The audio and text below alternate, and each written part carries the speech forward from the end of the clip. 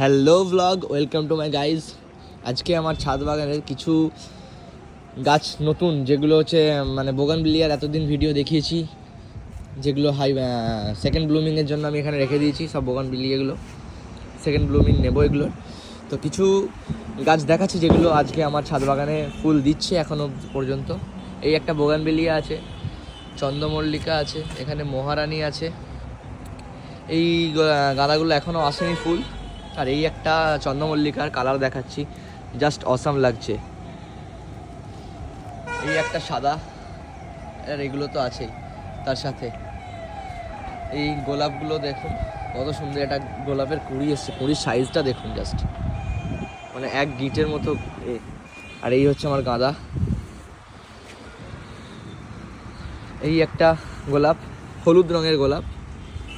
এই একটা গোলাপ দেখুন, জাস্ট গোলাপটা দেখুন, জাস্ট কি সুন্দর লাগছে, ডাবল পেটাল।